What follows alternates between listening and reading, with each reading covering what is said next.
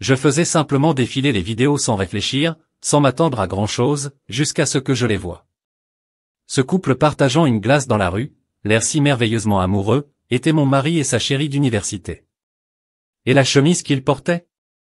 Je venais de le repasser pour lui hier soir. À ce moment-là, je n'ai pas hésité. J'ai enduré ce mariage pendant 40 ans, mais maintenant c'est fini. Les gens sous-estiment toujours une femme au foyer, mais une fois qu'elle se réveille, ils n'ont aucune idée à quel point elle peut être impitoyable. C'était au samedi matin lorsque mon mari, le docteur Charles Bennett, est parti pour une réunion de professeurs au collège. Charles a toujours traité l'université comme si c'était sa deuxième maison. En tant que l'un des professeurs principaux les plus respectés du Eastbridge College, il ne s'est jamais éloigné du monde universitaire, pas même le week-end. Je m'étais habitué à ses départs anticipés et à ses retours tardifs, tout comme je m'étais habitué à gérer seul cette maison. Ce matin-là, j'ai passé la serpillière 3 fois, j'ai fait la lessive et j'ai soigneusement repassé les chemises et les pantalons de Charles. Il était méticuleux avec ses vêtements. Tout devait être net, impeccable, sans plis, sans rides. Pendant 40 ans, j'avais suivi la même routine. À un moment donné, cela a cessé de ressembler à une tâche et est devenu une partie du mariage lui-même. Au moment où j'ai levé les yeux, il était déjà midi, j'ai préparé un sandwich rapide et j'ai commencé à réfléchir aux courses dont j'aurais besoin pour la soirée. Aujourd'hui c'était notre 40e anniversaire de mariage. Notre fils Ryan et sa femme Nathalie amenaient notre petit-fils Liam pour le dîner. Charles ne supportait pas l'odeur du porc. Ryan a refusé de manger des légumes. Nathalie était sur un autre coup de pouce santé, faible en gras, faible en glucides, tout est fade. Liam était allergique aux fruits de mer. Planifier un dîner en famille me donnait toujours mal à la tête. J'ai grignoté mon déjeuner en parcourant les réels Instagram, dans l'espoir de tomber sur des idées de recettes. C'est à ce moment-là qu'une vidéo locale a attiré mon attention. Un couple aux cheveux gris se tenait côte à côte sur le trottoir. La femme tenait un cornet de glace, riant en prenant un petit L, puis le leva doucement vers les lèvres de l'homme. Il sourit tendrement, prenant sa main dans la sienne alors qu'il se penchait pour prendre une bouchée au même endroit. Il y avait quelque chose de si intime, de si douloureusement doux dans ce moment. Leurs cheveux étaient argentés, leur visage ridé par l'âge, mais la chaleur entre eux était tangible, comme si on pouvait passer à travers l'écran et le toucher. La personne qui filmait n'était qu'un passant. Pourtant, même eux ne pouvaient s'empêcher de murmurer, « Mon Dieu, j'espère trouver quelqu'un avec qui vieillir comme ça. » Si je les avais reconnus, j'aurais peut-être soupiré, touché par la beauté de Live Long Love. Mais je les ai reconnus. L'homme portait une chemise blanche impeccable et un pantalon gris anthracite, exactement la tenue que j'avais repassée pour lui la nuit dernière. J'avais encore la marque rouge sur mon poignet à cause d'un jet de vapeur. Les chaussures en cuir noir cirées à ses pieds. Je les ai polies avec du cirage ce matin.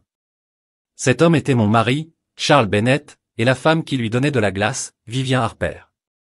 Son collège flamme. Le temps avait gravé des ridules autour de ses yeux, mais sa beauté ne s'était pas fanée. Elle portait une robe vintage ajustée qui mettait en valeur sa silhouette élancée.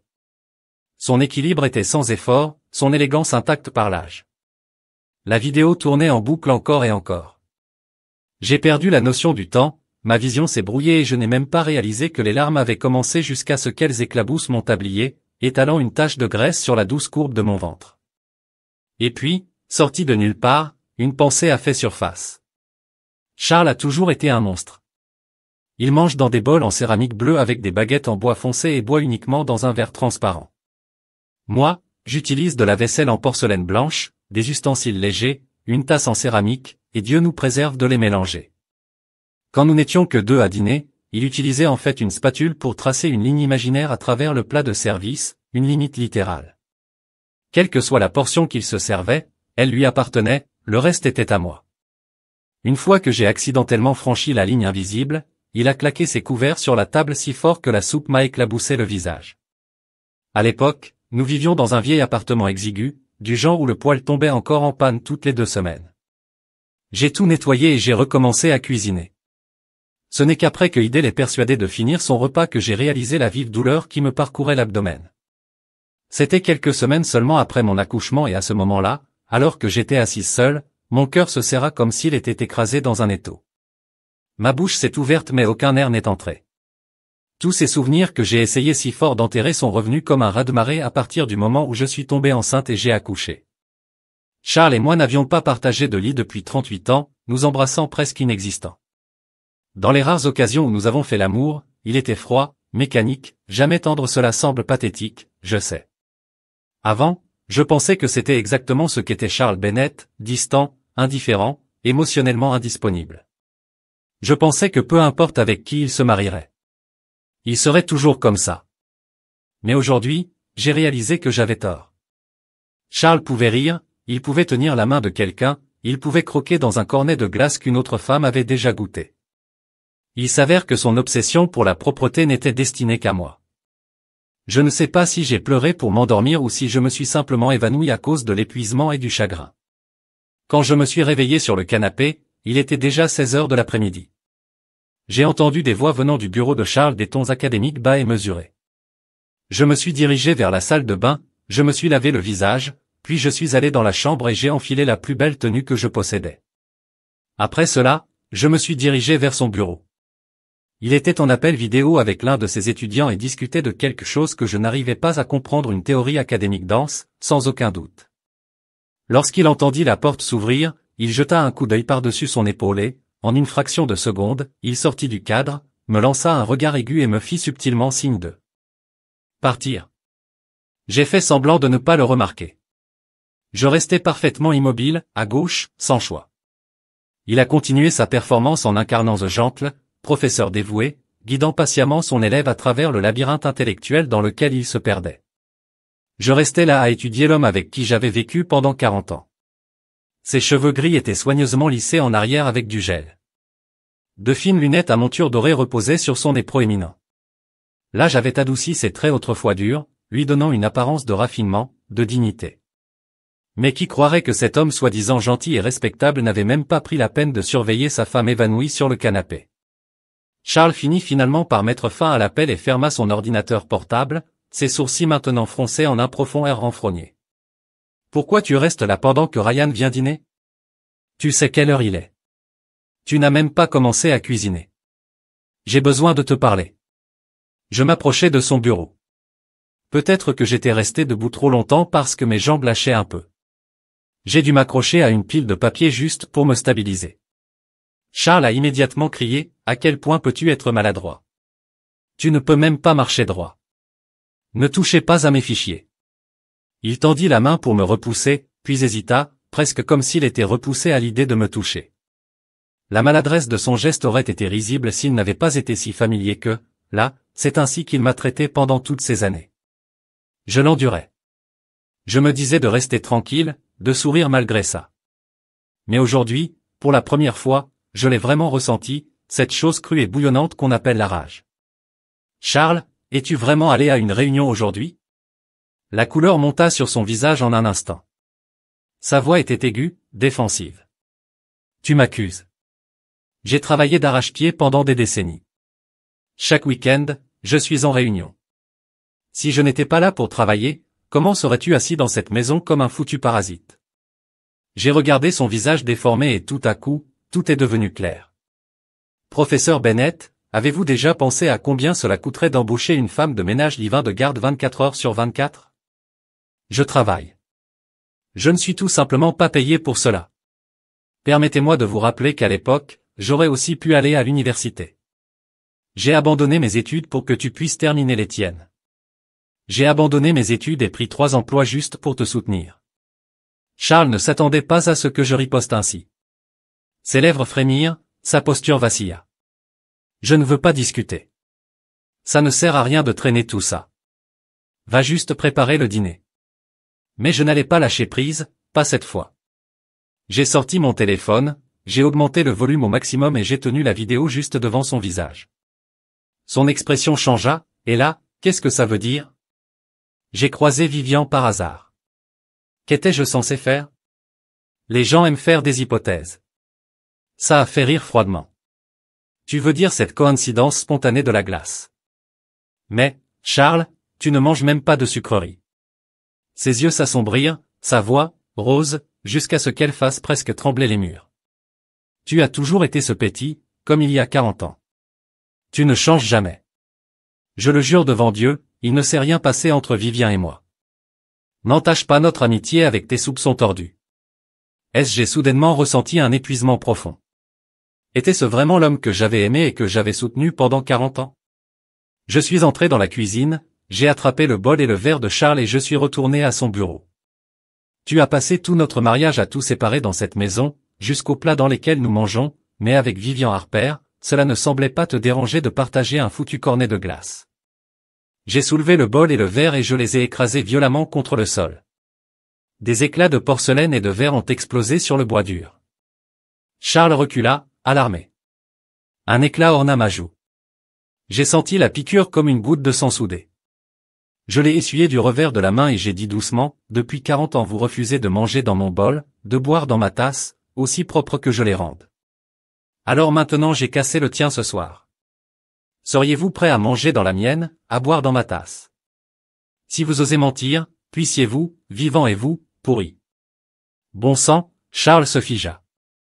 Il me regarda un long moment avant de finalement répondre d'une voix étrangement calme, ne sois pas ridicule, il est encore tôt, je vais juste aller acheter un nouveau set.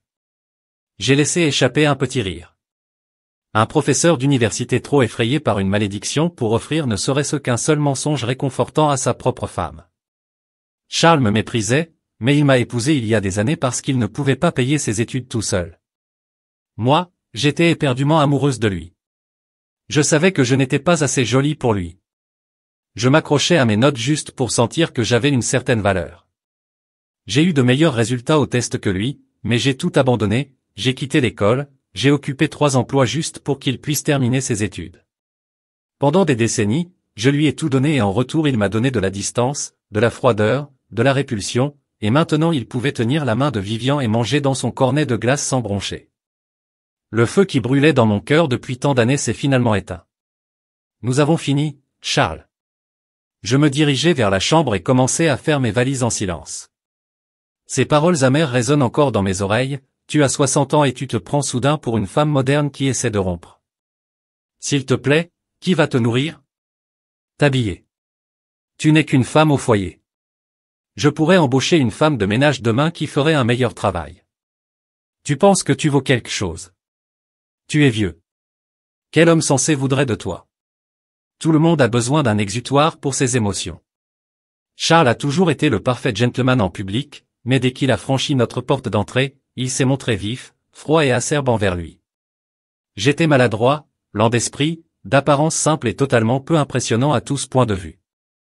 Mais au moins je travaillais dur, j'étais en bonne santé, je ne mourais pas de faim dans la ruée, plus important encore, j'avais une bouée de sauvetage irremplaçable dans mon monde, ma meilleure amie sauvage, irrévérencieuse et infiniment fidèle, Samantha Quinn. La rencontrer a été, sans aucun doute, le plus grand coup de chance de ma vie. À ce moment-là, mon téléphone a sonné un message vocal. J'ai appuyé sur play. La voix de Samantha retentit, vibrante et sans excuse, comme toujours. Hélène, je viens de sortir du garage. Je serai chez toi dans 20 minutes. Tu veux que j'emmène de tête musclée pour tabasser ce vieux salaud? Je n'ai pas pu m'empêcher de rire. Je t'attendrai en bas. Merci de m'avoir accueilli, chérie. J'ai fini de faire mes bagages dans un flash, j'ai fermé ma valise et je l'ai traînée vers la porte d'entrée, mais juste au moment où j'attrapais la poignée, elle s'est ouverte de l'extérieur. Ryan était là. Derrière lui se trouvaient Nathalie et Little Liam. Ryan m'a arraché la valise des mains, son ton immédiatement empreint d'irritation. Maman, sérieusement, tu es trop vieille pour ce genre de drame. Papa vient de rentrer du travail, il est épuisé et maintenant tu fais une scène. Tu ne peux pas lui montrer un peu de compassion?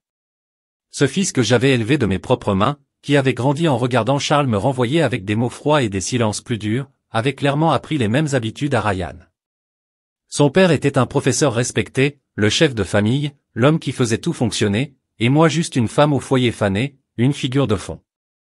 Il avait oublié depuis longtemps comment son père s'enfonçait dans la recherche et dans les filières de titularisation alors que Ryan était un enfant maladif. Dans et hors des hôpitaux, c'était moi, seulement moi, qui le transportait à ses rendez-vous, restait à ses côtés pendant chaque fièvre et chaque nuit d'insomnie, maintenait notre maison en ruine à main nue. Nathalie poussa doucement le bras de Ryan, essayant de l'avertir d'un regard, mais Ryan lui lança simplement un regard noir. Il était de parents par le fils de son père, arrogant, autoritaire et au-delà de la rédemption. Quand je n'ai pas répondu, sa voix, rose, un autre papa remarquable, m'a déjà dit que c'était juste une rencontre fortuite avec Miss Harper. Vous exagérez sérieusement cela de manière disproportionnée. J'étais là. Elle a juste dit que la glace était bonne et lui a proposé d'y goûter. Pourquoi en faites-vous un dossier fédéral? Tu sais au moins combien de temps elle a attendu papa? Il ne s'est jamais marié à cause de lui. C'est le véritable amour. Au lieu de bouder et de jouer à la victime, vous devriez peut-être essayer un cours de yoga, aller dans un salon ou quelque chose comme ça. Arrêtez de vivre dans le ressentiment tout le temps et allez. Ce n'est pas comme si papa ne te donnait pas d'argent. Regardez Miss Harper, du même âge que vous mais si gracieuse, si bien organisée. Son énergie est à un autre niveau et, honnêtement, comme tu t'es laissé aller, ce n'est pas seulement papa qui est mal à l'aise en te regardant. J'ai la nausée rien que d'y penser. Tu es grand-mère maintenant et tu piques une crise de colère à l'idée de déménager. Que pensez-vous que diront les voisins? Si mes collègues découvraient que ma mère de 60 ans se battait avec son mari comme une adolescente, ils riraient aux éclats. Ces mots, percés comme des éclats déchiquetés, bourdonnant à mes oreilles, chacun plus fort et plus cruel que le précédent. J'ai regardé mon ventre. La vérité était que mes membres étaient toujours minces et mon visage conservait sa forme, un ovale classique, doux et proportionné. C'était juste mon abdomen qui ressortait si nettement que je ne pouvais jamais vraiment le cacher. Cela a commencé quand j'étais enceinte de Ryan. Il était positionné en avant dans l'utérus, ce que les médecins appellent un ventre pendulaire. Les vergetures étaient profondes et étendues, et mes muscles abdominaux s'étaient si gravement déchirés qu'il y avait une séparation large de 4 doigts. Charles terminait alors son dernier semestre universitaire, jonglant avec les stages, les entretiens d'embauche et les interminables événements sociaux avec ses camarades de classe de partout au pays. J'ai à peine eu quelques jours de repos postpartum avant de me retrouver plongé dans le chaos des soins au nouveau-né, de gérer ses parents vieillissants et de gérer toute la maison toute seule. À mesure que Charles gravissait les échelons de sa carrière et que ses revenus s'amélioraient, il commença à considérer mes emplois à temps partiel comme une tâche sur son image. Une femme qui travaille, à ses yeux, était en dessous de lui. C'est à ce moment-là que j'ai finalement cédé et tout abandonné, et que je suis devenue femme au foyer à plein temps. À l'époque, personne ne parlait même de récupération postpartum. J'ai à peine eu le temps de guérir. À cause du manque de repos, je me suis retrouvé avec un léger prolapsus utérin. Ce n'est que des années plus tard, lorsque les médias sociaux ont explosé, que j'ai trouvé des tutoriels de yoga en ligne et que j'ai commencé à suivre moi-même des séances d'entraînement de récupération. Petit à petit, je me reconstitue. Je sais depuis longtemps que mes sacrifices n'avaient aucune valeur réelle. Mais je n'arrêtais pas de m'engourdir, prétendant que cela n'avait pas d'importance. J'avais fini de me disputer. J'ai retiré la valise des mains de Ryan et je suis sorti sans me retourner. Liam fondit en larmes derrière moi, effrayé par la soudaine éruption de tension. Mon cœur se serra mais je me forçais à ne pas me retourner. Puis la voix de Ryan résonna comme une gifle. Même sans Vivian Harper, mon père serait toujours très demandé si vous franchissez cette porte, vous ne pensez même pas à revenir. Mes yeux me piquaient. Comment ce petit garçon qui m'appelait maman 100 fois par jour avec sa douce voix de bébé est-il devenu ça? Comment l'enfant que j'ai élevé avec chaque once d'amour est-il devenu celui qui tient le couteau sur mon cœur? J'ai traîné ma valise dans les escaliers. Une Porsche rouge cerise roulait doucement jusqu'à s'arrêter sur le trottoir. La fenêtre s'abaissa et elle était là, Samantha, ses lunettes de soleil surdimensionnées captant la lumière du Porsche, ses cheveux gris argentés brillant comme du métal poli dans le crépuscule. À notre âge tes cheveux semblaient inutiles. Chaque brin d'argent sur sa tête était un insigne de qui elle était, audacieuse, indomptée et sans vergogne elle-même. Elle leva une main ornée de grosses bagues en or et me fit un signe dramatique. Quand les copines se retrouvent. Il n'y a pas de problème. Les réservoirs d'essence pleins, dites simplement le mot, où allons-nous? Je n'ai pas pu m'empêcher de sourire. Dieu merci pour Samantha. Tant que je l'avais, ma vie n'était peut-être pas si désespérée après tout. Nulle part de spécial, dis-je doucement, allons chez toi. Elle a d'abord vécu dans un gratte-ciel spacieux du centre-ville, près de 2000 pieds carrés d'espace ouvert et lumineux qui lui appartenait entièrement, indépendant, paisible, sans vergogne. Samantha ne s'était jamais mariée et elle n'avait jamais envié le soi-disant bonheur domestique de quelqu'un d'autre. Elle vivait avec audace, liberté, avec plus d'éclat. Que la plupart des gens n'auraient jamais osé rêver. J'avais l'habitude de le faire. Pour lui dire qu'une femme a toujours besoin d'un homme sur qui s'appuyer, elle se contenterait de rire et de secouer la tête. Avec le recul, c'est presque risible. La blague était sur moi depuis le début. Samantha a commandé une énorme quantité de plats à emporter, des hamburgers, des frites, du poulet frit et même 2 tasses de glace au chocolat, les favoris de tous les temps de mon petit-fils. J'ai regardé la glace, mes pensées dérivant à nouveau. Je ne pouvais pas m'empêcher de voir cette vidéo, Charles et Vivian partageant une glace comme des adolescents amoureux. Samantha m'a mis la tasse dans les mains et le froid de celle-ci m'a ramené à la réalité. C'est votre saveur préférée. Mangez-le avant qu'il ne fonde. J'ai pris une énorme bouchée dans ma bouche. Il faisait si froid que mon cerveau palpitait, mais étrangement, pour la première fois depuis des jours, mon cœur ne me faisait plus mal. Après le dîner, nous avons nettoyé, puis nous nous sommes effondrés sur son canapé poire surdimensionné et incroyablement confortable. Nous avons allumé un film, commencé à parler et quelque part entre le rire et le silence, nous nous sommes endormis. Au moment où j'ai rouvert les yeux, la nuit était profondément avancée. Je me suis assis sur le canapé momentanément désorienté. Aucune corvée ne m'attend, pas de petit déjeuner à planifier, pas de course à faire. La nuit s'étendait devant moi, vide et inconnue. Je ne savais même pas quoi faire de moi-même. Samantha se réveilla peu de temps après. Elle jeta un coup d'œil à l'horloge et sourit, on dirait que quelqu'un ne se rendort pas. Elle m'a attrapé la main et m'a tiré vers sa chambre, s'arrêtant devant son dressing. Choisissez quelque chose à porter. Dit-elle avec un sourire, ta vieille tenue fatiguée, jette-la. Ça fait baisser toute l'ambiance. J'ai cligné des yeux à cette heure. Où allons-nous exactement? Elle haussa un sourcil, ses lèvres retroussées en un sourire malicieux. Or bien sûr. À quoi d'autre la nuit sert-elle? J'ai hésité. Allez, nous sommes 2 vieilles femmes qui sortent si tard. Et si quelque chose se passait comme un vol ou pire? Mais Samantha avait déjà jeté dans mes bras une combinaison en velours violet foncé. Arrête de pleurnicher, mets ça. Je viens de l'acheter, il est parfait pour toi. Puis elle attrapa ses clés et se dirigea vers la porte. J'attendrai dans la voiture. J'ai laissé échapper un rire impuissant et j'ai secoué la tête. Que pourrais-je faire? Elle était déjà à mi-chemin. Je ne pouvais pas vraiment la laisser partir seule. Ce à quoi je ne m'attendais pas, c'est l'endroit où elle m'emmenait, une boîte de nuit. Au moment où nous nous sommes arrêtés, mon estomac s'est effondré. Je l'ai suivi hors de la voiture, en m'accrochant fermement au coin de sa veste, comme un enfant perdu. Je n'avais jamais mis les pieds dans un endroit comme celui-ci auparavant. Au moment où nous avons franchi l'entrée, un jeune homme, clairement le gérant du bar, s'est précipité vers nous, rayonnant jusqu'aux oreilles. Miss Queen, je ne vous ai pas vu depuis des jours. Comme d'habitude, suite VIP à l'étage. Samantha lui lança ses clés de voiture sans perdre une miette. Bien sûr, garez et lavez la voiture et envoyez quelques charmés pendant que vous y êtes. Je l'ai suivi devant la base bruyante du bar jusqu'à un escalier bordé de membres du personnel qui l'ont tous salué comme si elle était propriétaire de l'endroit. Mon cœur battait à tout rompre. Ma tension artérielle devait être très élevée. Qu'est-ce qu'on fait ici? Murmurai-je. Je ne sais pas chanter, je ne sais pas danser et je ne bois absolument pas. Samantha m'a tapé sur l'épaule en riant fort et insouciant. Chérie. Elle a dit, quand tu es avec moi, quelqu'un d'autre chantera, quelqu'un d'autre dansera, quelqu'un d'autre boira ses foutus cocktails. Tout ce que tu as à faire, fit-elle un clin d'œil, c'est de s'amuser. Nous parlions encore lorsque la porte de la suite s'ouvrit.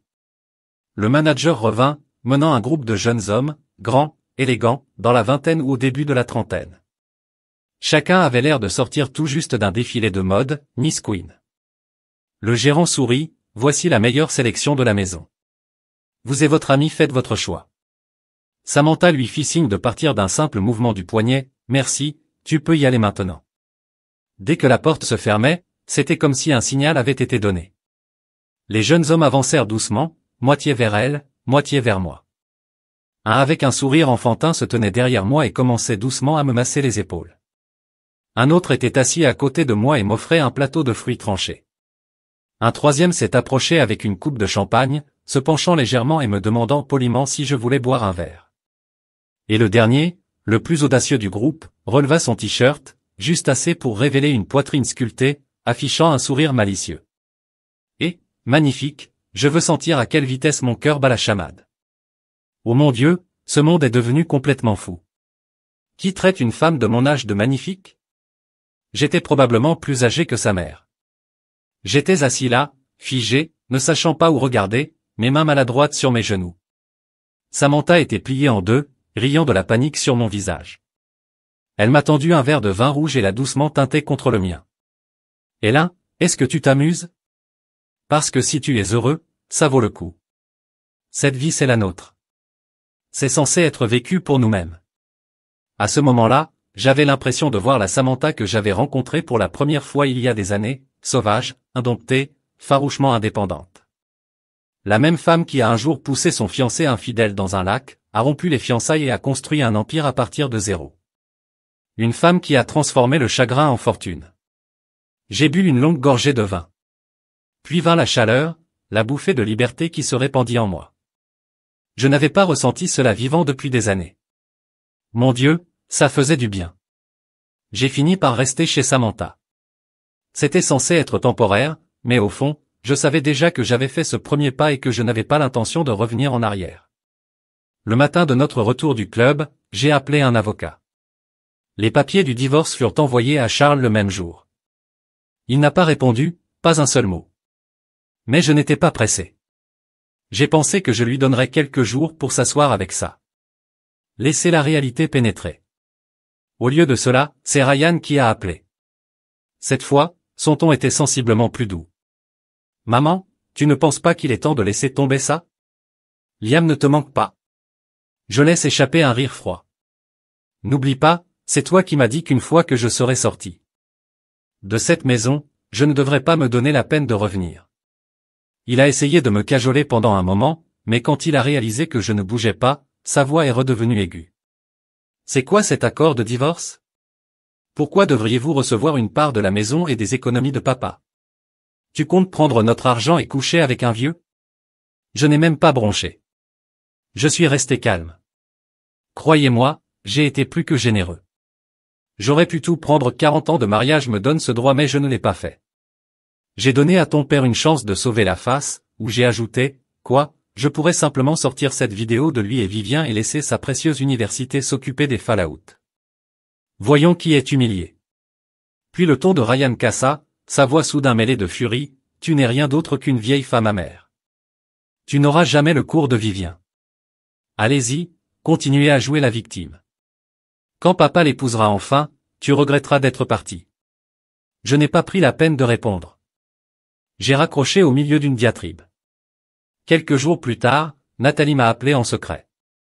C'est à ce moment-là que j'ai finalement compris pourquoi Ryan était soudainement devenu si désespéré de me récupérer. Il s'avère que la vie de Charles s'était complètement effondrée sans moi. J'avais tellement pris soin de lui pendant 40 ans qu'il ne pouvait même pas se verser un verre d'eau. Il changeait encore de vêtements tous les jours. Mais maintenant son linge, entassé dans les toilettes, intact et en ruine, sans personne pour cuisiner. Il a commencé à commander des plats à emporter au restaurant du rez-de-chaussée après les repas. Les conteneurs restaient là, encombrant la table à manger, le désordre grandissant de jour en jour. Au début, Ryan a dit à Nathalie d'aider à nettoyer pour son père. Mais Ryan n'a jamais levé le petit doigt à la maison et Nathalie était déjà épuisée en essayant de jongler avec tout. Elle ne pouvait tout simplement pas gérer la zone sinistrée de Charles en plus. Finalement, Ryan a embauché une femme de ménage par l'intermédiaire d'une agence pour s'occuper de son père. Mais les choses ont changé. La femme d'une quarantaine d'années a jeté un coup d'œil à Charles, a vu un professeur avec une solide pension et des économies et a décidé qu'elle voulait. En un jour, Charles fut invité à donner une conférence en dehors de la ville. Ryan s'est arrêté pour l'aider à faire ses valises. Il ouvrit la porte de la chambre et se figea. La gouvernante était affalée sur le lit de Charles. Au début, Ryan a pensé qu'elle était juste paresseuse et s'est précipité pour retirer les couvertures, pour ensuite être accueillie par un choc frontal complet, elle ne portait rien. J'ai éclaté de rire. Quand Nathalie me l'a dit, j'ai tellement ri que j'en avais mal au ventre. Cela ressemblait à quelque chose d'un feuilleton ridicule, mais maintenant, rien de tout cela n'avait rien à voir avec moi. Ryan a perdu la tête. Il a immédiatement appelé l'agence et l'a renvoyé sur le champ. Et encore une fois Ryan m'a appelé pour me supplier de rentrer à la maison. J'ai simplement remercié Nathalie de m'avoir dit la vérité et lui ai dit que je passerais voir Liam dans quelques jours, mais que je ne remettrais pas les pieds dans cette maison. Charles et Ryan avaient clairement indiqué à leurs yeux que je n'avais jamais vraiment été une épouse, jamais vraiment une mère, juste la femme de ménage non rémunérée la plus pratique qu'ils aient jamais eue. La prochaine fois que je l'ai vu, Charles Bennett se trouvait à l'extérieur du palais de justice du tribunal de la famille. Je portais un jean et un sweat à capuche beige, mes cheveux fraîchement teints en châtain foncé, simple, décontracté, mais je me sentais plus radieuse que depuis des années. Charles, de son côté, était habillé dans son style académique old school habituel, sauf que cette fois sa chemise blanche était froissée, le col des manches molles mal aligné. Il n'aurait jamais franchi la porte comme ça auparavant. Je ne me suis pas moqué de lui. Cela ne servait plus à rien. J'espérais juste que la paperasse irait rapidement. J'ai eu une séance de yoga avec Samantha cet après-midi-là. Quand Charles m'a vu, une lueur de surprise a traversé son visage. « Hélène, tu as perdu du poids. Qu'est-ce qui ne peut pas se permettre de manger maintenant que tu m'as quitté ?» J'ai roulé des yeux. La perte de poids est issue d'un traitement thermage. La lueur est bonne. La couture n'a rien à voir avec vous. Les hommes, qu'ils aient 16 ou 60 ans, ne manquent jamais d'ego. Ce qui m'a pris au dépourvu, c'est que Charles ne s'est pas déchaîné. Au contraire, il me regardait avec une tendresse douloureusement forcée. « Hélène, est-ce qu'on doit vraiment aller jusqu'au bout ? Nous sommes mariés depuis 40 ans. Nous sommes comme des mains gauche et droite. Tu sais que je ne suis pas doué avec les mots, mais je ne t'ai jamais rien fait de vraiment mal, Vivien et moi. C'était juste un souvenir, c'est tout. » Je l'ai regardé droit dans les yeux, calme et clair. « Charles, il est évident que tu ne vas pas bien, mais la vérité est que je le suis. » Il avait l'air d'avoir plus à dire, mais à ce moment-là, une voix cria, « Charles !» Je me suis retourné. Vivien venait de descendre d'un taxi, vêtu d'un costume bien ajusté et d'un foulard en soie délicatement drapé autour de son cou. Malgré son âge, elle se comportait avec le même équilibre raffiné, gracieuse, composée et parfaitement accessoirisée. Elle s'est approchée de nous avec un doux sourire, comme si cette scène gênante était la chose la plus naturelle au monde. Charles avait l'air troublé, se précipitant pour expliquer. Vivien est venue me soutenir. Elle était inquiète lorsqu'elle a appris le divorce. Tu sais, je l'ai toujours vue comme une sœur. J'ai ri dans ma barbe. Cela semble familier. Il y a 38 ans, vous disiez exactement la même chose. Hésitez-vous à signer les papiers ou espérez-vous rejouer à ce vieux jeu fatigué ? Épouse à la maison, maîtresse à côté. Vivant avait été l'ami d'université de Charles. Ils avaient toujours gardé les choses juste assez ambiguës, insistant sur le fait que j'étais innocent. J'étais déjà enceinte de Ryan à l'époque. Pour le bien du bébé et des frais de scolarité de Charles, je me suis forcé à ce mariage et je l'ai obligé à rompre tout lien avec elle. Je me souviens encore qu'il me criait, furieuse, « Tu n'es qu'une femme jalouse. » Vivant et moi ne sommes que des amis, rien de plus. À partir de ce moment, il porta cette amertume comme une rancune. Vivien était son symbole de jeunesse, son fantasme inaccessible, et moi, j'étais la tache dont il ne pouvait pas se laver. Jamais assez élégant, jamais assez raffiné, juste une tâche avec laquelle il fallait vivre. Vivien se tenait devant moi. Son ton, calme, sa posture, parfaitement mesurée, et là. Si j'ai provoqué une rupture entre toi et Charles, je suis vraiment désolé. Mais s'il vous plaît, croyez-moi, je n'ai jamais eu l'intention de m'immiscer dans votre mariage. Je ne pouvais tout simplement pas abandonner ces souvenirs de jeunesse. Elle pencha la tête vers Charles, leurs yeux se croisant dans un regard tendre et persistant. Je pouvais pratiquement entendre son monologue intérieur, le pauvre Charles, coincé dans un mariage sans amour toutes ces années. Charles, bien sûr, n'oserait pas montrer une once de remords devant elle et, comme je attendais, un doux regard de Vivien et il reprit son ton condescendant. Vivien, ne perds pas ton souffle. Elle ne comprendrait pas notre lien. Elle ne l'a jamais fait. Si le divorce est ce qu'elle veut, je serai la personne la plus grande et je la laisserai partir. Charles, Vivien, tous les deux se criaient dessus juste devant moi, c'était suffisant pour faire vomir n'importe qui. Mais la véritable comédie est survenue au moment où Vivien a posé les yeux sur l'accord de divorce. Son expression sereine se brisa en un instant. Qu'est-ce que c'est ? Pourquoi devrait-elle recevoir une si grande part de votre succession ? C'est complètement injuste. Elle a pratiquement crié. J'ai souri. Ce que je retire de ce mariage ne vous concerne pas, ou est-ce que ces souvenirs précieux entre vous deux ne survivent qu'avec un solde bancaire sain ? Cela a touché une corde sensible.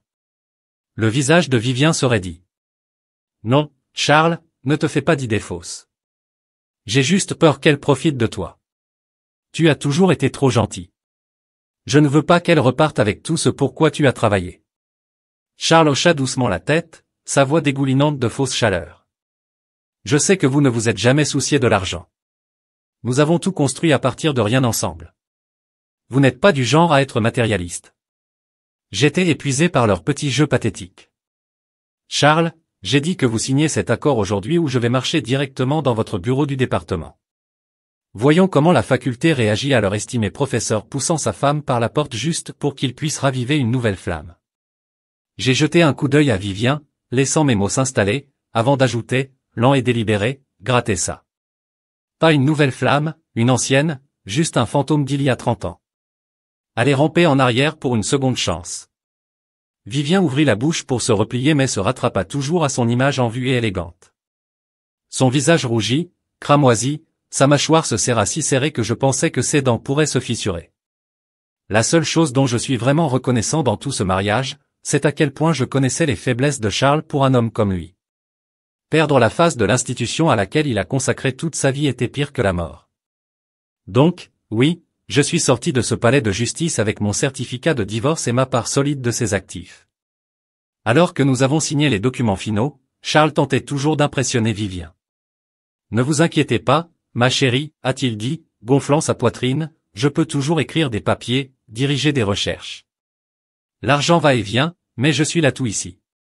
Ils sont sortis d'épaule à épaule, l'air suffisant et satisfait. Vivien me regarda avec un petit sourire suffisant. Vous regretterez cela, elle a dit que vous veniez de perdre un homme extraordinaire. J'ai souri tout de suite et j'ai répondu, Couli, il a 60 ans. S'il peut encore être appelé un homme, c'est probablement grâce à des médicaments. Mais bon, si vous êtes heureux de prendre les restes que j'ai lancés, soyez mon invité. Ils étaient trop stupéfaits pour parler, se tenaient là sans voix. La vie après le divorce s'est avérée encore plus légère et plus joyeuse que je ne l'imaginais. Samantha Flatou a refusé de me laisser sortir. Elle s'est accrochée à moi tous les jours comme un partenaire joyeux dans le crime. Je me suis toujours réveillé tôt, mais pour ne pas cuisiner le petit déjeuner ou les chemises en fer. Maintenant, j'ai commencé mes matins avec un verre d'eau et une demi-heure de yoga au soleil. J'ai arrosé les plantes, brassé de thé, recroquevillé dans une chaise à bascule sur le balcon avec un livre et j'ai attendu que Samantha se réveille afin que nous puissions prendre le petit déjeuner au petit restaurant au coin. Nous avons même parlé d'adopter un chien et un chat, nous deux, en construisant notre propre version d'une commune senior libre d'esprit. Soudain, mes journées ont été remplies de choses à espérer. Les jours de Charles, en revanche, sont tombés régulièrement dans le chaos. Lui et Vivien ont tranquillement enregistré leur mariage. Ryan, bien sûr, était ravi. Il a dit en privé à Nathalie, bien sûr, ma mère a pris la moitié des atouts de papa, mais elle est trop vieille pour avoir plus d'enfants. Quand elle meurt, tout me reviendra de toute façon. De plus, papa, épouser Vivien est une bonne chose. Elle est sans enfant. Qui sait, peut-être qu'elle m'aidera même financièrement. Je veux dire, elle vit de l'argent de mon père. Maintenant, elle devra rester de mon bon côté. Quand Nathalie m'a dit cela, je lui ai rappelé de faire attention à protéger leurs propres finances. Vivien ne ressemblait pas à quelqu'un qui s'est marié par amour. Tout son comportement a crié le statut et l'argent. Seuls Charles et Ryan pouvaient encore croire en un fantasme sapi de premier amour inoubliable après 40 ans. Au fil du temps, la vie de Charles s'est transformée en un spectacle de comédie que Samantha et moi avons ridiculisé pendant le thé de l'après-midi. Leur premier véritable combat contre Charles ping debout et éclaboussant le siège des toilettes. Vivien était furieux, lui a dit qu'il devait s'asseoir à partir de désormais ou du moins mieux. Charles a explosé. Je suis un homme. S'asseoir pour faire pipi ne me rend pas différent d'une femme. Vivien ne l'avait pas. Elle a cassé à l'époque, peut-être prenez quelque chose pour votre prostate pour arrêter de dribbler comme un robinet cassé. Et elle n'a pas dit cela en privé. Elle l'a dit lors d'un dîner en famille devant Ryan et Nathalie. Quoi que ce soit l'autorité, Charles pensait qu'il avait été complètement écrasé. Vivien n'a fait aucun travail ménage. Elle a envoyé ses vêtements au nettoyeur à sec, a demandé des repas de restaurant tous les soirs et a embauché des services de nettoyage tous les 2 jours. Le salaire mensuel de près de 20 000 $ de Charles a disparu comme de l'eau dans un drain. Je me demandais parfois, après avoir traité tous les petits arguments et le désordre des ménages, si Charles voyait toujours son amoureux parfait de la même manière. La première fois que Ryan a tendu la main après le divorce était de 2 jours après un voyage sur la route que j'avais fait avec Samantha. Sa voix était frénétique au téléphone, « Maman, papa à l'hôpital. Il a été attaqué. C'est sérieux. Pouvez-vous venir le voir? Juste pour un ancien temps? » J'ai haussé un sourcil. N'est-ce pas le travail de Vivian maintenant? Elle est la femme après tout? Il y a eu une pause. Puis j'ai entendu Nathalie crier en arrière-plan. C'est l'ex-mari de Vivian et son fils qui l'a attaqué. J'ai gelé, attendez, quoi? Le même Vivien qui avait prétendu aimer seulement Charles toute sa vie avait un mari et un fils. Voilà pour cet amour éternel à vie. Très bien, j'ai dit, envoyez-moi l'adresse de l'hôpital, j'irai. Puis j'ai raccroché la seconde. J'ai posé le téléphone, je me suis tourné vers Samantha et j'ai renversé toute l'histoire. Elle a ri si fort. Elle essuyait les larmes mais a quand même réussi à dire, « Mortel, fille, vous devez absolument aller voir ça. Vous ne pouvez pas manquer ce moment Golden Fallen de Grèce. » J'ai ri aussi, puis j'ai tourné la voiture et j'ai terminé notre voyage tôt, car, oui, certaines épaves de train sont tout simplement trop délicieuses à regarder à distance. Avant de me rendre à l'hôpital, j'ai appelé Nathalie pour confirmer le numéro de la chambre et pour demander ce qui s'était réellement passé. Ce qu'elle m'a dit était au-delà de tout ce que j'avais imaginé. Il s'avère que Vivian n'avait pas seulement été mariée auparavant. Elle était mariée plusieurs fois et chaque relation était plus chaotique que la précédente. Son plus récent mari était une catastrophe de marche, boire, jouer, bagarrer l'ensemble complet. Fatigué de cela, Mess Vivant a jeté son dévolu sur Charles, un professeur d'université ayant un statut d'épargne et une pension régulière.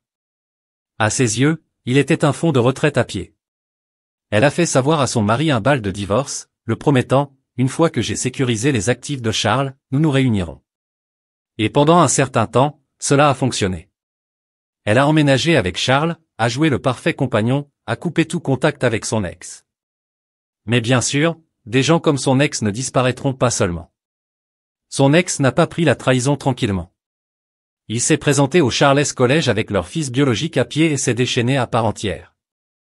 Juste en face de la salle de conférence, il a pointé le visage de Charles et a crié, « Vous pensez que vous êtes un noble professeur?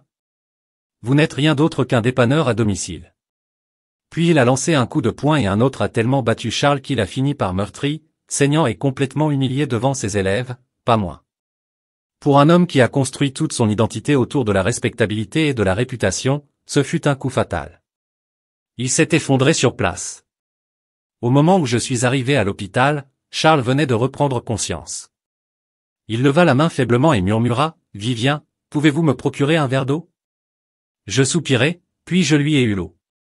De toute façon.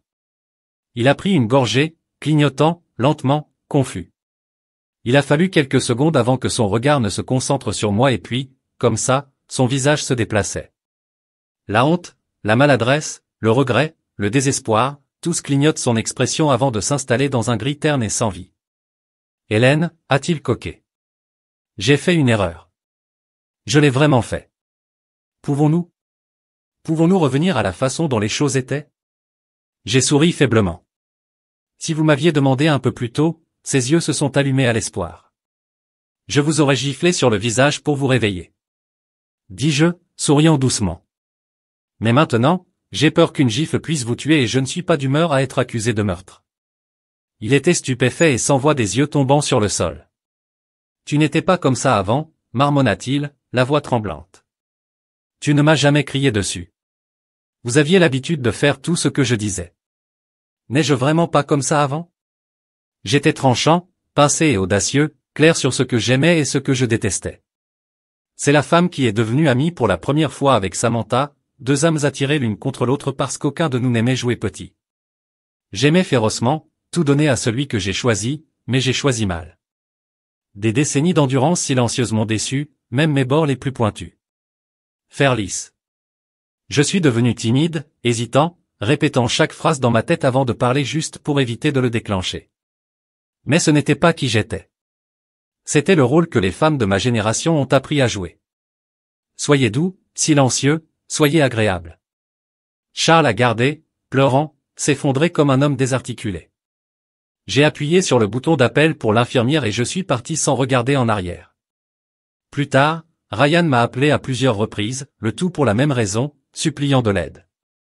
Vivien, il s'est avéré, ne faisait rien pour l'homme dans le lit d'hôpital, mais il dépensait toujours son argent comme un emploi à temps plein. La pire partie, son ex-mari et son fils avaient emménagé dans la maison de Charles. Si ce n'était pas pour les ecchymoses que Vivien essayait occasionnellement de couvrir, il ressemblait presque à une grande famille, tordue et heureuse. Ryan a essayé de les expulser, mais l'ex de Vivien n'était pas un coup de pouce. Ryan n'était pas un match. L'homme a même fait une offre audacieuse, vous voulez que Vivien divorce? Très bien, demandez à Charles, remettez tout et sortez. Sans le sou et Charles, son travail a disparu depuis longtemps. Les petites économies qu'il avait laissées épuisaient rapidement. Il ne pouvait même plus se permettre une infirmière. Bien sûr, Ryan n'accepterait rien de tout cela. Maintenant, il se noyait dans le désordre, riant de tout le monde, ramenant sa frustration à la maison. Nathalie a commencé à me rendre visite avec Liam et je pouvais sentir quelque chose qui se déplaçait en elle, une lourdeur tranquille, un poids dans sa voix. Je savais ce que c'était. Il pensait, le divorce. C'est peut-être pour le meilleur.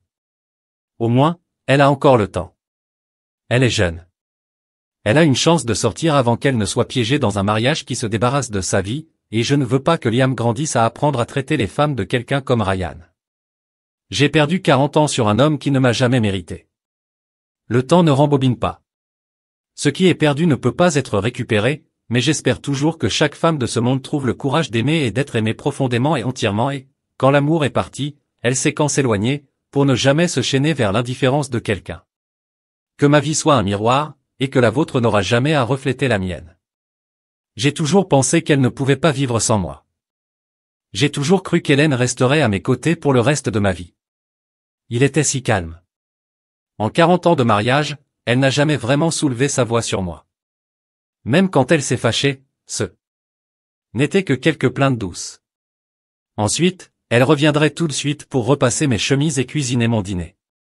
Pour moi, elle n'était qu'une femme au foyer, une femme qui a tout abandonné pour sa famille, une femme sans identité à elle.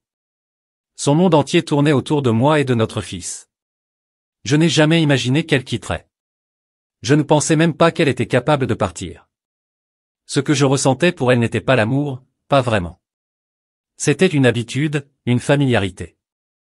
Mais la vérité est que la femme que j'ai rejetée pendant 40 ans s'est avérée la plus forte depuis le début. J'ai d'abord pensé que quelque chose était éteint. Elle a commencé à parler avec plus de but, a cessé d'accepter tout sans aucun doute. Elle a changé sa coiffure, a teint ses cheveux et a commencé à s'habiller avec un bord net et confiant. Je pensais que c'était juste un farce, jusqu'au jour où elle me tenait ses papiers de divorce. C'est à ce moment-là que j'ai réalisé qu'Hélène avait changé et ce n'était pas temporaire. J'étais furieux. Je pensais même qu'elle avait perdu la tête. J'étais son mari, le chef de la maison. Comment osera-t-elle parler de divorce? Que avait-elle déjà fait pour gagner une part de mes actifs? Mais ses yeux ce jour-là, calmes, clairs, résolus, m'ont dit que ce n'était pas un argument, c'était une déclaration. J'ai essayé de l'arrêter, j'ai essayé de lui parler, en disant des choses comme « nous trop vieux pour ce genre de drame ». J'ai même sorti de vieilles photographies de notre jeunesse, espérant remuer quelque chose dans son cœur. Mais tout ce qu'elle a dit était « Charles, j'ai fini de faire semblant, de terminer ». Et à ce moment-là, j'ai réalisé quelque chose que je n'avais jamais complètement compris dans son cœur, je ne voulais plus rien dire du tout. Après le divorce, je me suis dit que je suis parti avec dignité. Au moins, j'avais encore Vivien. Vivien était élégant, poli, raffiné d'abord de toute façon. Mais la vie a une façon de décoller la façade. Elle avait des normes élevées. Chaque surface devait être nettoyée professionnellement, chaque repas devait provenir d'un restaurant haut de gamme, chaque article de vêtements devait être nettoyé à sec. Elle n'a pas touché les travaux ménagers. Même le savon à main n'est pas rempli, à moins que je ne le fasse moi-même. Notre premier combat a été au-dessus des toilettes. J'avais laissé le siège en désordre. Elle m'a dit à partir de maintenant, je devais m'asseoir pour faire pipi. J'ai craqué. Je suis un homme. Elle se recula tout de suite. Ensuite, apprenez à viser ou à prendre quelque chose pour votre prostate. Elle l'a dit devant mon fils et ma belle-fille. La honte que j'ai ressentie à ce moment était pire que lorsque je n'ai pas réussi à obtenir ma bourse. Il y a toutes ces années. Quand j'ai atterri à l'hôpital, la seule personne que je voulais voir était Hélène. Elle est venue, elle se tenait près du lit, immobile et composait les yeux, froids et distants. C'est à ce moment-là que j'ai vraiment compris qu'elle était partie. Je l'ai suppliée de revenir. Elle sourit. Si vous m'aviez supplié plus tôt, a-t-elle dit, peut-être que je vous aurais giflé, mais maintenant j'ai peur qu'une gifle puisse vous tuer et que je ne suis pas intéressé par une accusation de meurtre. Après son départ, j'ai pleuré pour la première fois en 40 ans. J'ai vraiment pleuré. Je n'ai jamais vraiment compris Hélène. Elle n'était pas faible, elle était douce, douce. Elle n'est pas restée parce qu'elle ne pouvait pas partir. Elle est restée parce qu'elle l'a choisi. Mais j'ai passé 40 ans à broyer son esprit jusqu'à ce qu'il ne reste plus rien à donner. Et quand elle est partie, elle a emporté avec elle, la femme qui m'avait autrefois aimé sans condition. Ce qu'elle a laissé, c'était un gâchis que je ne pouvais pas nettoyer. Vivian n'a jamais été à la maison, pas vraiment pas dans la façon dont je pensais qu'elle serait. Tout ce qu'elle a apporté dans ma vie était son ex-mari, son fils et ses plans. Je suis devenu son atome personnel, solitaire, utilisé et pathétique. Est-ce que je le regrette? Bien sûr que je le fais. Mais le Christvelen resterait à mes côtés pour le reste de ma vie. Elle était si calme. En 40 ans de mariage, elle n'a jamais vraiment soulevé sa voix sur moi. Même quand elle s'est fâchée, ce n'était que quelques plaintes douces. Ensuite, elle reviendrait tout de suite pour repasser mes chemises et cuisiner mon dîner. Pour moi, elle n'était qu'une femme au foyer, une femme qui a tout abandonné pour sa famille, une femme sans identité à elle. Son monde entier tournait autour de moi et de notre fils. Je n'ai jamais imaginé qu'elle quitterait. Je ne pensais même pas qu'elle était capable de partir. Ce que je ressentais pour elle n'était pas l'amour, pas vraiment. C'était une habitude, une familiarité. Mais la vérité est que la femme que j'ai rejetée pendant 40 ans s'est avérée la plus forte depuis le début. Au début, je pensais juste que quelque chose était parti. Elle a commencé à parler avec plus de but, a cessé d'accepter tout sans aucun doute. Elle a changé sa coiffure, a teint ses cheveux et a commencé à s'habiller avec un bord net et confiant. Je pensais que c'était juste une phase, jusqu'au jour où elle me tenait ses papiers de divorce. C'est à ce moment-là que j'ai réalisé qu'Hélène avait changé et ce n'était pas temporaire. J'étais furieux, choqué. Je pensais même qu'elle avait perdu la tête. J'étais son mari, le chef de la maison. Comment osera-t-elle parler de divorce? Que avait-elle déjà fait pour gagner une part de mes actifs? Mais ses yeux ce jour-là, calmes, clairs, résolus, m'ont dit que ce n'était pas un argument, c'était une déclaration. J'ai essayé de l'arrêter, j'ai essayé de faire sens de son sens en disant des choses comme si nous étions trop vieux pour ce genre de drame. J'ai même sorti de vieilles photographies de notre jeunesse, espérant remuer quelque chose dans son cœur. Mais tout ce qu'elle a dit était, « Charles, j'ai fini de faire semblant. » Et à ce moment-là, j'ai réalisé quelque chose que je n'avais jamais complètement compris dans son cœur. Je ne voulais plus rien dire du tout. Après le divorce, je me suis dit que je suis reparti avec dignité. Au moins, j'avais encore Vivien. Vivien était élégant, poli, raffiné, au début de toute façon. Mais la vie a une façon de décoller la façade. Elle avait des normes élevées. Chaque surface devait être nettoyée professionnellement, chaque repas devait provenir d'un restaurant haut de gamme, chaque article de vêtements devait être nettoyé à sec. Elle n'a pas touché les travaux ménagers. Même le savon à main n'est pas rempli, à moins que je ne le fasse moi-même. Notre premier combat a été au-dessus des toilettes. J'avais laissé le siège en désordre. Elle m'a dit à partir de maintenant, je devais m'asseoir pour faire pipi. J'ai cassé, je suis un homme. Elle a cassé tout de suite. Puis a appris à viser ou à prendre quelque chose pour votre prostate. Elle l'a dit devant mon fils et ma belle-fille. La honte que j'ai ressentie à ce moment-là a été pire que lorsque je n'ai pas réussi à obtenir ma bourse il y a toutes ces années. Quand j'ai atterri à l'hôpital, la seule personne que je voulais voir était Hélène. Elle est venue. Elle se tenait à côté du lit et composait les yeux, froids et distants. C'est à ce moment-là que j'ai vraiment compris qu'elle était partie. Je l'ai suppliée. Revenir. Elle sourit. Si vous m'aviez supplié plus tôt, a-t-elle dit, peut-être que je vous aurais giflé, mais maintenant j'ai peur qu'une gifle puisse vous tuer, et je ne suis pas intéressé par une accusation de meurtre. Après son départ, j'ai pleuré. Pour la première fois en 40 ans. J'ai vraiment pleuré. Je n'ai jamais vraiment compris Hélène. Elle n'était pas faible, elle était douce. Elle n'est pas restée parce qu'elle ne pouvait pas partir. Elle est restée parce qu'elle l'a choisi. Mais j'ai passé 40 ans à broyer son esprit jusqu'à ce qu'il ne reste plus rien à donner. Et quand elle est partie, elle a emmené avec elle la femme qui m'avait autrefois aimé sans condition. Ce qu'elle a laissé, c'était un gâchis que je ne pouvais pas nettoyer. Vivian n'a jamais été à la maison, pas vraiment pas dans la façon dont je pensais qu'elle serait. Tout ce qu'elle a apporté dans ma vie était son ex-mari, son fils et ses plans. Je suis devenu son guichet automatique personnel, solitaire, utilisé et pathétique. Est-ce que je le regrette? Bien sûr que moi, mais la partie la plus cruelle du regret est de savoir qu'elle ne regardera jamais en arrière. Hélène vit mieux que jamais et moi, je n'ai plus rien d'autre que des souvenirs et un type de chagrin amer sans fin.